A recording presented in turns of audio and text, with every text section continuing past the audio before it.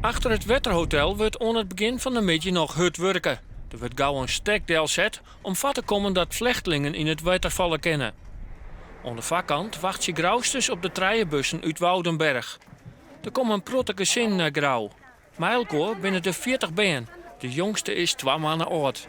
Ik toch dat er misschien toch wel veel meer jonge man bij zoen zitten, maar dat ben ik een heel soort band. Dus dat je wel wat. Dus ja.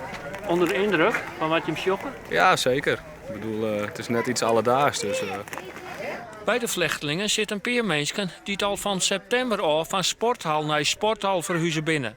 Ze bleven 6 dagen in de crisisopvang in Grauw. Daarna moeten ze weer vertrekken.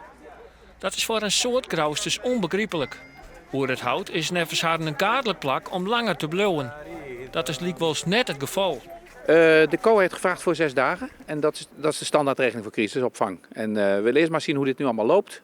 Deze mensen hebben nu een plekje gevonden en COA zoekt overal in Nederland plekken. Dus we zien wel, soms hebben ze behoefte opeens, moet er wat komen en soms weer niet. In het Wetterhotel is plak voor 200 mensen. Mogelijk komt er deze dagen nog een bus met vluchtelingen bij. Er wordt van een middag door alle Friese gemeenten weer praat over de opvang in de provincie. Op dit stuit leidt er net een concreet verziek van het COA, maar dat kan gauw veroordelen. Dus we zitten nu ook vanmiddag bij elkaar met de gezamenlijke gemeentes om eens te kijken waar kunnen allemaal de plekken komen. Zodat we niet verrast worden, maar al iets op voorraad hebben, zeg maar. Maar ik weet niet of dat lukt, want er moet in iedere gemeente maar plek zijn.